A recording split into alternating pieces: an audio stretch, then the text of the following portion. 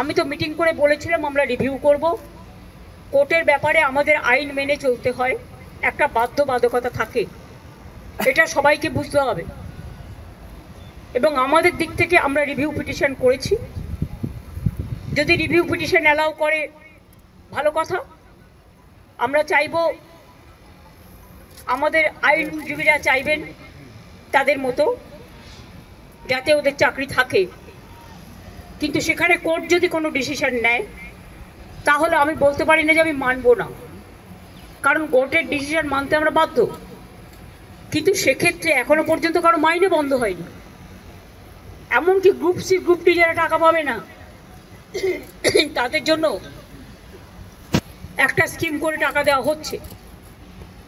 তার উপরে আমি জানি না, আমার একটা জিনিস খুব খারাপ লাগে, যারা উস্কাচ্ছে তারাই কিন্তু মামলাটা করেছে ওদের বিরুদ্ধে।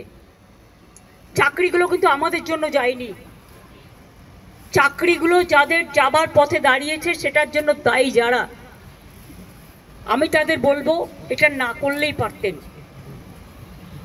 যারা চাকরি খেয়েছেন তারাই যদি আজকে নাটের গুরুরা যদি আজকে তাদের স্বার্থ রক্ষার গুরু হয়ে যায়, সেখানে আমার আপত্তি আছে। তাদের রাজ্য সরকারকে বিশ্বাস করা উচিত ছিল। আমি নিজে ওদের সাথে মিটিং করেছি। শিক্ষকদের কাছ থেকে আমরা মিনিমাম সম্মান, সৌজন্য এটুকু প্রত্যাশা করি। রাজনীতির ঊর্ধ্বে থেকে তারা সমাজকে সেবা করুন, বাচ্চাদের শিক্ষা দিন। সবাই সমান নয়, কথাও আমি নিশ্চয়ই বলবো। অনেকে কাজও করছেন, তাদের সম্বন্ধে আমাদের কোনো অভিযোগ নেই। যারা আন্দোলন করছেন তাদের সম্বন্ধে আমার কোনো অভিযোগ নেই। আমার অভিযোগ একটাই, কাউকে আটকে রাখা জোর করে যায় না, রাস্তা অবরোধ করে মানুষের ক্ষতি করা যায় না, এটা কারো কাজ নয়। এবং এতে বাইরের লোকেরা আছে, টিচারের সংখ্যা কম, বাইরের লোকের সংখ্যা বেশি।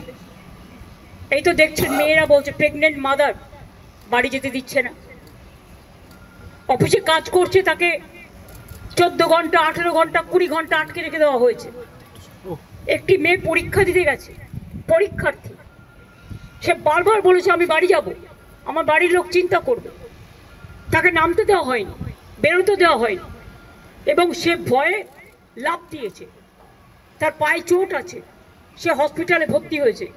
মনে রাখতে হবে না, আগে আমরা মানবিক মানুষ, মানবিকতাকে শ্রদ্ধা করলে তাকে ভালোবাসা যায়, তাকে সম্মান করা যায়। আমি আন্দোলনের বিপক্ষে নই, কিন্তু আন্দোলন করারও একটা লক্ষ্মণ রেখা আছে। আমার যেমন অধিকার নেই কাউকে বাধা দেবার, অন্যেরও অধিকার নেই আমাকে বাধা দেওয়ার। আমি তো বলবো আপনারা এখানে না করে আইনে লড়াই করুন, আমরা পুরো সাহায্য করব। আমরা নিজেরাও তো করছি, আমাদের সাধ্যমতো আমরা করছি, আমরা তো ওদের বিপক্ষে নই। কিন্তু কোনো রাজনৈতিক দল যদি মনে করেন রাজনৈতিক দল জল ঘোলা করবেন, তাহলে সেই রাজনৈতিক দলকে আমার কোয়েশ্চেন থাকবে, কোর্টে গিয়ে কেসটা তো আপনারা করেছিলেন, এটা করা কি ঠিক ছিল? জাস্ট এই পর্যন্ত।